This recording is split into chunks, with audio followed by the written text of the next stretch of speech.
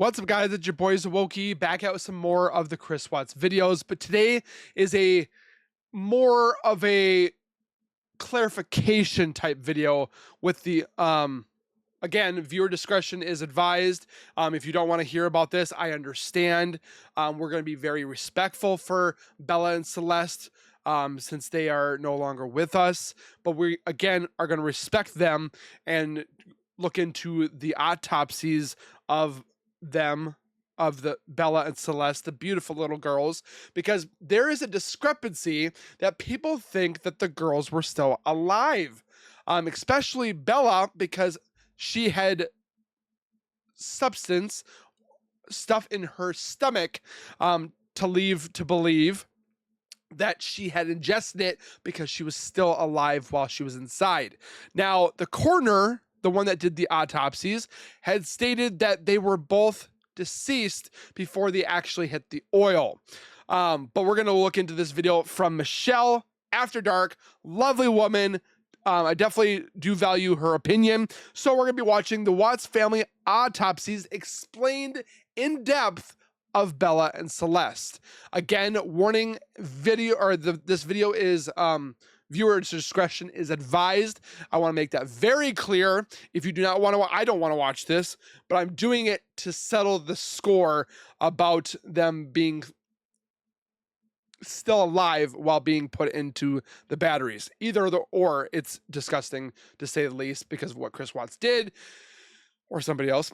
But before we go any further, if you guys could do me the solid favor and subscribe to my YouTube channel for, or hit the bell icon next to the bar icon that says subscribe, because when I do post videos like this one, you guys will get that little ring notification that I've posted that video, and then you guys can watch, comment, like, and share. And again, I am truly blessed to have almost 65,000 of you guys, and I again thank you. Make sure you guys go over to Michelle After Dark. This missus is on her way to hitting 100K. She's at 83, so go give the love where it is deserved. And with that being said, let's get into the video. Welcome to another video on the Watts family murders. I do hope you're doing well. As a request, or for the people that want to sit there and state that Shanann drank alcohol, she did not drink alcohol. She was pregnant, and when a body is decomposing, it releases chemicals that look like somebody had drinking alcohol. But the autopsy, what do they call it? Not morticians, but what is it called? The people doing the autopsies, you know what I'm talking about. They're the ones that are highly trained in their fields. I'm pretty sure they know what they're talking about. And they stated that Shanann did not consume any drinks or alcohol. Video recently, I did a video about the autopsy of Shanann Watts. This is a follow-up to that, and I'm going to discuss the autopsies of Bella and CeCe. So there is a trigger warning here. If you are particularly sensitive towards... If you're sensitive, if you're triggered, if you're viewer discretion, if you don't want to watch this, no one is making you watch this. So don't go in the comments and be like, oh my gosh, he said that. Don't watch it if you don't want to find the truth. Medical details, you know, these horrific circumstances, then this isn't the video for you. But hopefully, if you stick around, you'll find this video informative, and I'm going to go through the main autopsy findings of both Bella and CeCe. Before I do that, I just want to direct your attention back to Shanann's autopsy. Since I made the video... We've already looked at hers. I'm not going to go back into it. To her autopsy, because if you do it multiple times, it's going to get disrespectful. The reason why I'm doing this one today is because there are people that think that they were alive when they went into the oil. They are not. Now, somebody came to me as well and wanted to sit there and say they were strangled. They were not strangled. They were smothered. Like, I don't know if people actually watch the videos before they talk, because they're like, this was not what it happened. First of all, watch the videos, look at the discovery, because it says in there all of this information. Where do you think that Michelle got this from? Where do you think that I've gotten some of my information from? It's from the discovery. But they just keep making things up. Video on Shanann's autopsy. I have seen some creators talking about the autopsies, and I just want to make one point that seems to... I'm not going to lie. I do. The only thing that bothers me, which it doesn't really need to bother me, but the scar that was on Shanann's neck from her surgery, they didn't mark that. Been made by some creators. They've questioned why this is Shanann's autopsy, why on the diagram that is done at the time of the autopsy. So this is done once the clothes have been removed and a full external examination is made of the body. So some creators have said, why are these Shanann's hands and wrists kind of circled? Is it because there's injuries to the wrists that weren't reported? Could that be because she was bound? Finding? I don't know. No, this is just showing that Shanann's hands were bagged. So they were put in bags at the time she was extracted from the grave to preserve. So the only reason why I think they would be bagged is because if Shanann was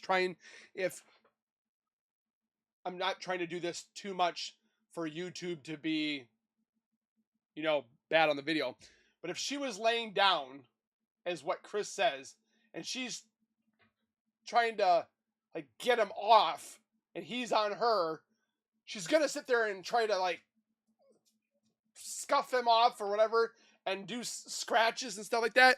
So I'm guessing they probably wanted to save what was on her fingernails so they could extract what DNA they could, because people are like, oh, they bagged her hands because they think that she was murdering the girls. That's not why they did that. Preserve any evidence under her fingernails, etc., for additional testing if needed. So that's just a point for some creators who have questioned why that is. Also, other creators... We are almost 7 years into this case, and people still think that Shanann did the girls in, which is not true. They come up with the weirdest things, and then they'll sit there and tell us people that fight for Shanann we're crazy. So it's just weird. Have examined why in Shanann's autopsy there's no indication about her scar on her neck. She had neck surgery. Some people have said, why is that not? I'm wondering if it's going to be like the marks that I have on my hands. Like I got a whole bunch of them and so forth like that on my hands and stuff like that. They're not going to be like in the autopsy whenever I go. They're not going to be like, oh, he's got one there, he's got one there, he's got one there, he's got one there, he's got one there. They're not going to look at the ones that probably have healed. They're going to look at ones that are fresh and newly made or done and so forth. So in the autopsy, on the external examination, it isn't mentioned, but you've got to remember that there was considerable skin slippage and damage. So perhaps that's why it wasn't mentioned. But if you look at the internal examination of her upper spine, you will notice that there is faintly visible hardware. So, oh, like the people that sit there and say that Shanann never had a surgery on her neck? Hello, it's right there. That's where she had her neck surgery. C6 is in the neck. I think that will be why the external scar wasn't evident. Okay, so those are just some things that have come up relating to Shanann since I made my video. So now let's go on to Bella. So she was born on 17th of December 2013, and the first report we see in her autopsy is the toxicology report. And there was a wide range of toxins present in her body. But again, the toxicology and stuff like this is because of decomp. It's not Bella drank anything. They were able to collect chest cavity blood. Now, in Shanann's autopsy, they collected spleen blood and spleen blood like pure. only. I suspect that was because Shanann's organs were dried out because she'd been under the ground in the heat of summer for several days. She was buried in the early morning hours of the 13th of August. She was recovered just gone midnight on the 16th, and then the autopsy took place on the 17th. So there was considerable drying of the body. So I suspect they collected spleen blood because the spleen holds a lot of blood. I suspect, that's just my opinion. In this case, they collected chest cavity blood, and you can see there's a wide range of toxins present. These would have been toxins that were actually in the crude oil. So, and again, there are people that are Team Chris, think that he's misunderstood, that he deserves retribution, he deserves freedom, but yet, oh, this is the toxicology and all the chemicals that were technically in his daughter when he threw them in oil, but yet you want to defend a monster. Okay. Or Miss Cindy Watts, I don't care what you did.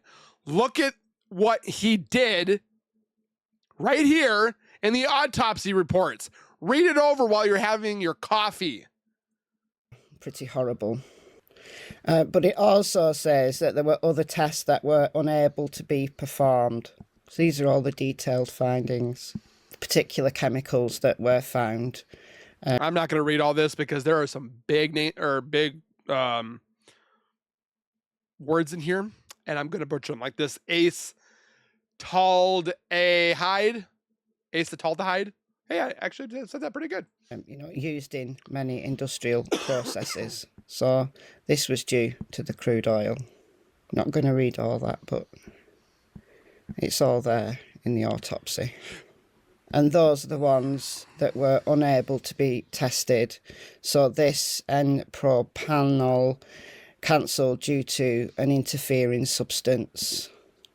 And then other sample problems with that as well.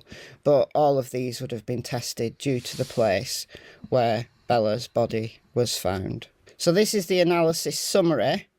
So those were the positive tests found. If we go, the ones in bold, ones in these detailed findings, are the positive tests.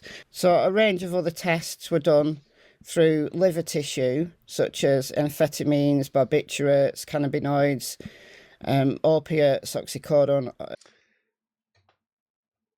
See, what really bugs me is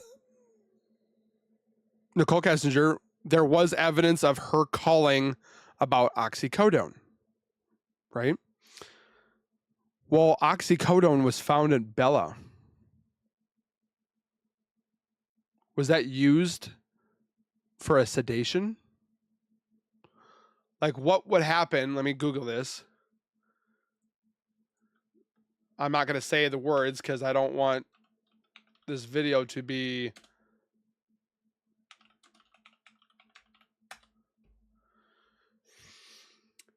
If a child takes the oxy, they may feel sleepy, dizzy, or disoriented.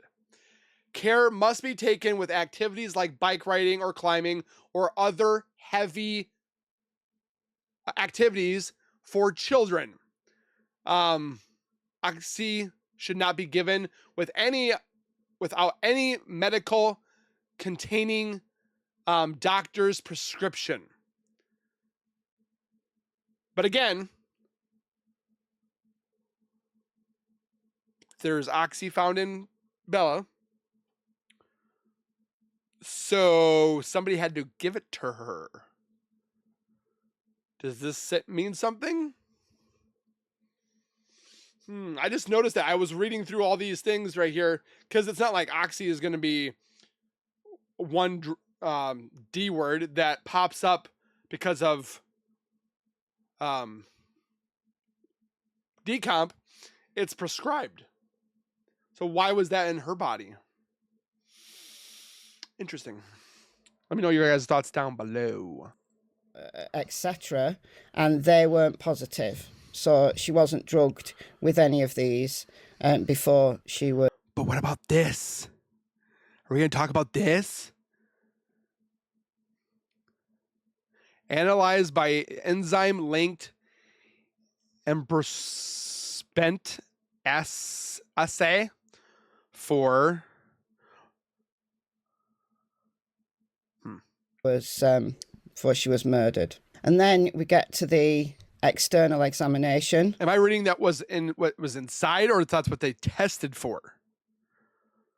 So, as I said in my previous video on the autopsies, the body will be examined and photographed with any clothes on, and then the clothes are removed and the body is thoroughly examined. So this is in the forensic pathologist's own handwriting. Clothes were pink PJs with butterflies on it, underwear. The external body was checked. Weight, height, She had etc. a lot of any idea. Skin marbling, marks on her face, splotchy, splunky chemical burns. Identifying scars, marks, injuries would have been noted.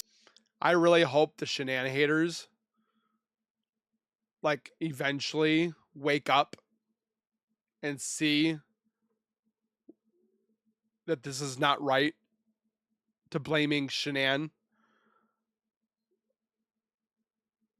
I'm not even going to get into it anymore. So you'll see here there's some indication of injury to the face that has been noted. Marking, I think that says around her lower body. So just some basics about her. We'll go to the typed up findings because those are easier to read. So history of being reported missing and subsequently located in an obvious state of death within an oil tank battery, and the diagnosis is asphyxiation due to smothering. Also apparent some... Right there, people. If you're watching my videos like you are hating all the time, asphyxiation due to smothering, not... So stop making up your dang lies. Blunt force trauma of the frenulum, which is it's the little bit of skin that is in between the lip. Hers was torn. Teeth. And the gingival. Because Bella fought for her life.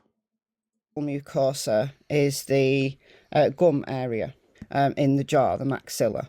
There's also a considerable state of post-mortem artifact. As I explained in my video on Shanann's autopsy, that means findings that could confuse a situation, and that is due to decomposition. The highly unusual conditions in which she was found obviously creates post-mortem artifact. There was oil, water and sludge debris in the stomach. That doesn't mean to say that... I have a buddy that does this for a living, and I asked him, could this have been because of if she was alive and she inhaled, or because it just went in after she had been gone? He mentioned it could be both ways. But again, the way he looked at it when he read this and so forth like that, his decision was that it was from going inside because Bella was at the bottom of the tank. So she had submerged underneath, probably being a little bit more in weight, that she had, it went into her area, not because she ingested it. And that's from a professional. She didn't purposely breathe in and ingest it in. It went in after she was deceased. There was debris. It wasn't filled. Like it just pieces. Okay? I wish they would have put small amount or measured what was in her stomach so that this wouldn't have to been described. Yeah, described. She went into the oil alive, somebody who is very recently dead, substances can find their way into the oral cavity and down into the digestive tract as the muscles kind of relax. That does happen. It happens in drownings. It doesn't mean she was alive at the time she was actually put into the oil. But So stop saying it and making the case worse by making it horrific when it's already horrific. But we don't need you to sit there and add some lies to it. what it does indicate is that she was only very recently dead. If her body had started to go into rigor mortis, I would imagine that that wouldn't happen because the muscles wouldn't have been relaxed enough. But again, that's just my opinion based on indications from people who have drowned. So that's just who's there, the clothing, pink pyjamas, images of hearts and butterflies, oil-soaked underwear. External evidence. So there's a 13 by 13 centimetre area of just damage to her left buttocks. That would have been as she was being pushed into the oil battery. Laceration of the frenulum, that's common. Injuries around the mouth and gums, common with people who've been... But again, I want to reiterate, Chris said she was smothered, or not smothered, strangled, and then he changed it in February to strangulation. Again, he doesn't know how they died. I made a video on that not too long ago. Forcibly smothered, so people who fought back. So that's a defensive wound, and she's probably bitten her own tongue, unfortunately. So we'll just go through these findings. Eyes were moderately opacified, no discernible conjunctival petechiae. The petechiae is something that appears in the eyes sometimes due to strangling, but Shanann's eyes didn't have petechia either. Doesn't mean anything. They're bloodshot. Really. It's just something that happens sometimes when people are strangled. The nose wasn't broken, so it does not grate on palpation.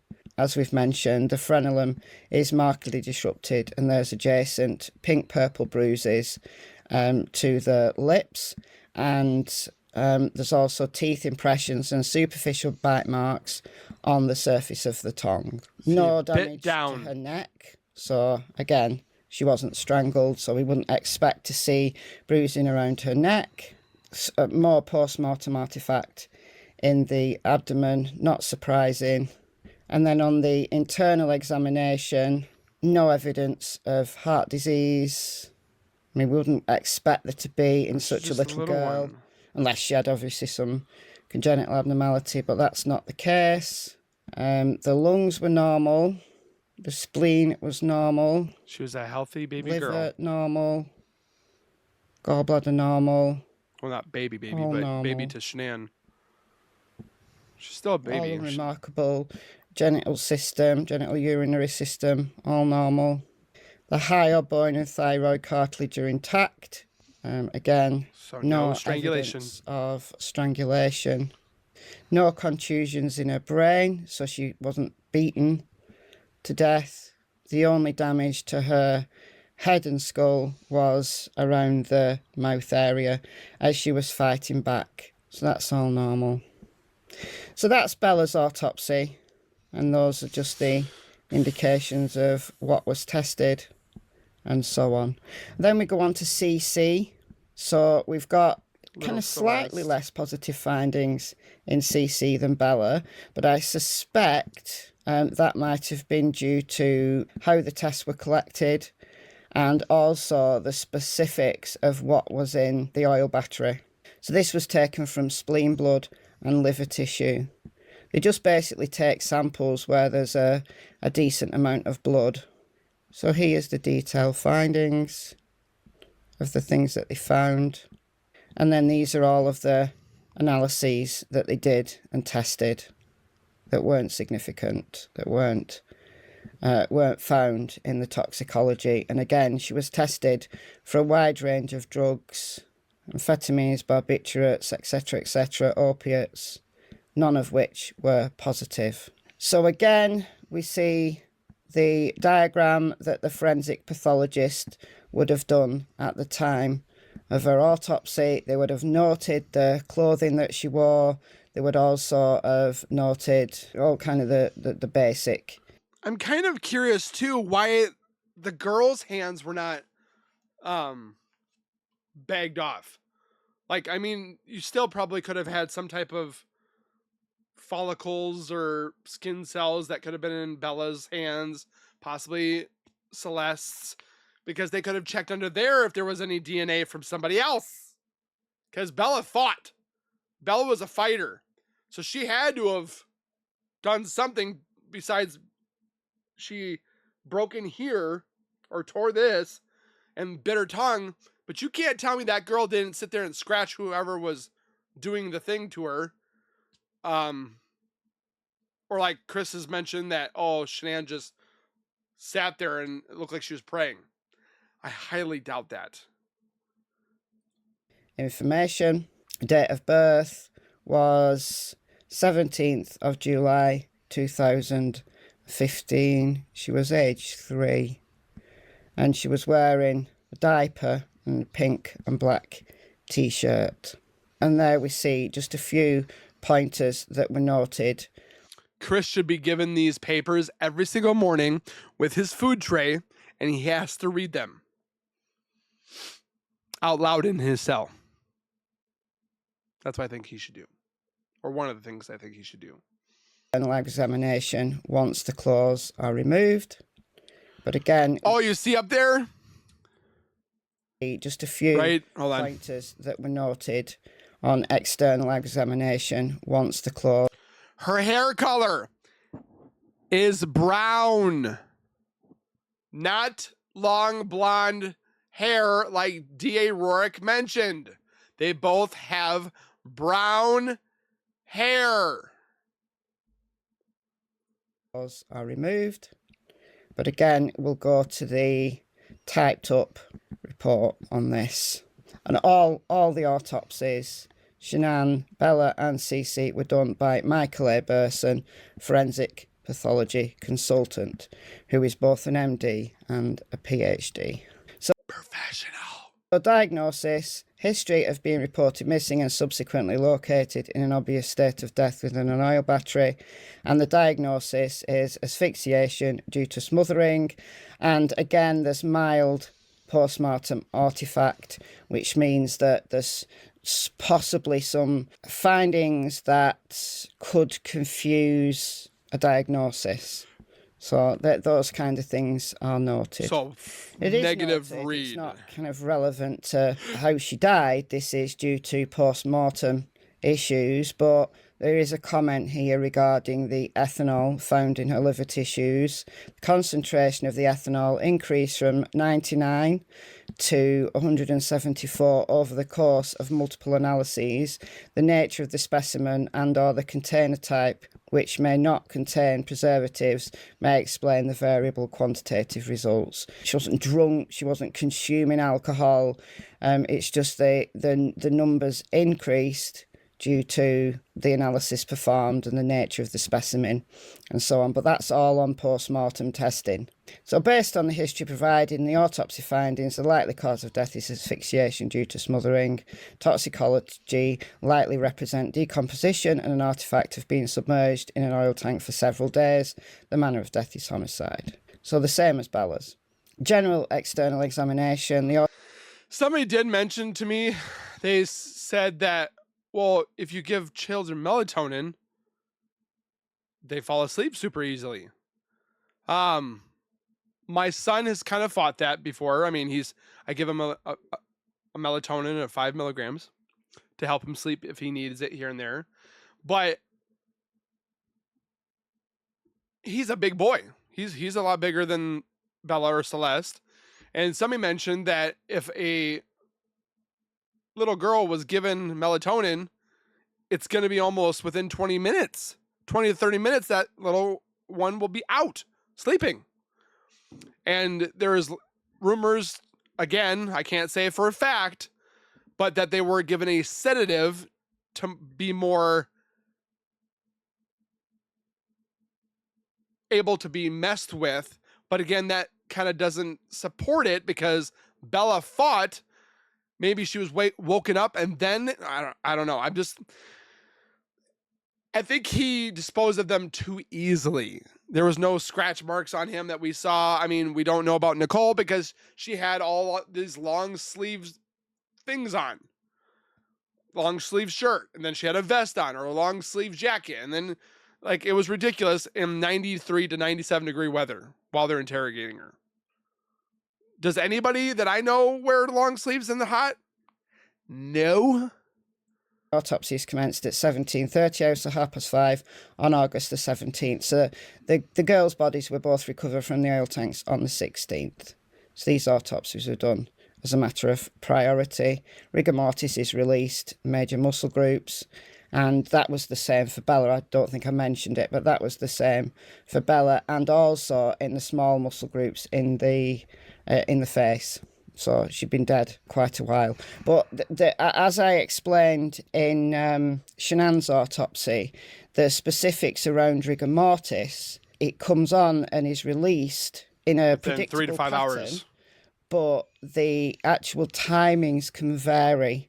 So it can vary based on the size of the person, the age of the person, what they've eaten in the recent kind of past, in the last kind of hours, 12 hours or days in life, kind of the amount of energy in the body at the time of death can have an influence on the time that rigor mortis comes on and subsequently rigor mortis releases. Also, the environment can make a difference as well. So I don't know how being submerged in oil for 3 days can affect rigor, but what we can say is that rigor mortis had released. And we'll just flick back up to Bella's just for completeness, because I'm sure I didn't mention it. So yeah, exactly the same for Bella. Rigor mortis is released in the major muscle groups and the muscles of mastication. But liver mortis wasn't noted because of the decomposition, so that was post-mortem artifact. Okay, so we'll go to Celeste's internal examination and external examination. So it's external examination first, and there's nothing remarkable here at all. So again, no discernible conjunctival petechiae. The nose does not grate, so her nose wasn't broken. The oral cavity wasn't damaged. So unlike Bella, who clearly showed defensive wounds due to fighting back, CeCe did not.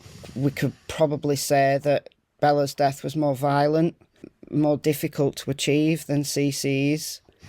I would speculate perhaps CeCe was not of sound mind, was perhaps very sleepy, just wasn't in a state to fight back at the time she was actually murdered. I follow the theory that, as Chris stated in the letters to Sherilyn Cadle, that he tried to suffocate the girls at home. Although CeCe may have been alive at the time she went to survey, she may not have been in a full state of consciousness. Or she may have already been dead. We'll perhaps never know for certain on that. But there's no issues with her external body, all normal. And then the internal examination, so no abnormal fluids, internal organs all discoloured due to post-mortem artifact. But there's no problem, she's not got heart disease. Of course, she's this all little normal. Innocent little girl. Respiratory system. Normal, except for she does have a collapsed lung, whereas Bella didn't. We could maybe argue that she was leaned on while she was being suffocated, and that collapsed her lung. Like again, we'll possibly never know, but Bella didn't have a collapsed lung. Shanann did, though, interestingly. So there's no abnormalities in the spleen, the liver, the gastrointestinal tract is all normal. The stomach is empty in Celeste's case. She's not taken in any of the oil that Bella did. So could it be that Celeste had been dead longer muscles had started to rigidify. It doesn't necessarily mean that. It's just So obviously blunt force trauma, or wait, a collapsed lung, also known as a pneumothorax, can be caused by various factors, including the bigger ones: blunt force trauma to the chest, penetrating trauma. Other ones that could have been, which is lung disease, she didn't have that. Smoking damages, she didn't do that.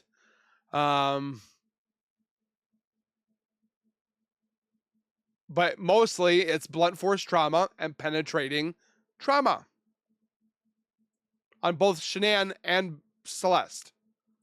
the speculation that Bella was perhaps only just dead when she went into the batteries, where Celeste had been dead a little longer. That's my speculation. Again, it's probably something that we'll never know for sure. So no evidence of damage to the internal organs. All the neck was fine. Hyoid bone and thyroid cartilage are intact. Again. And then somebody came to my comments and was like, yeah, they were strangled and smothered. No, they were smothered. Where do these people come up with this stuff? Bella and Shanann. No evidence of hemorrhaging or anything like that in the brain, so she wasn't beaten. Those are just the swabs and things that were taken. So those are the autopsies of both Bella and CeCe. If you've got... So I'm going to leave it there. But again, I talked to my friend that's a, what do they call it again?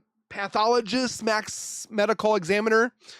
And he mentioned he went over each one, Shanann's, Bella, and Celeste.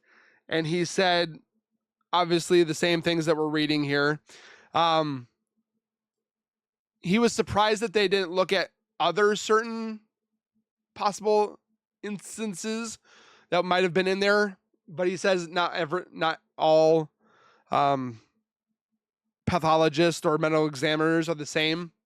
Everybody does their differences and so forth. He told me that the person that did do this did a fine job. Doesn't seem like anything's weird. The collapsed lung is definitely interesting, because that either meant a struggle, some type of trauma. Somebody could have used their knees as like on the chest area, which caused a trauma event to happen. He mentioned that there's a lot of things that could happen to a collapsed lung. A sedative, he said, is possible. Melatonin is not necessarily found in it because it's a natural thing that we make. So it's just things that again, we might never get the questions about. I do want to reiterate that this is not for disrespectful reasons. It's to clarify that this case, or the questions that were asked, were answered through this discovery that we just watched of the autopsy that is public viewing. Because it was upsetting for them to be like coming up with the lies, like Shanann didn't have the scar, she didn't have neck surgery. Like, it's in the documentation, like it's there, it's proof. And then people are like, what proof? I don't see no proof. It's like, what more can you do to these people? They're lost. And they want to come up with weird allegations and stuff about Shanann, Bella, and Celeste. Mostly Shanann, but it's just ridiculous. Again, I thank you guys for watching. Hopefully you guys take care. You be safe. Don't forget to let me know your thoughts down below. As always, go over to Michelle After Dark. Give her the love that she deserves as well. We will see you guys in the next video. Please take care, be safe, and as always, keep nerding on, and we will see you guys in that next video.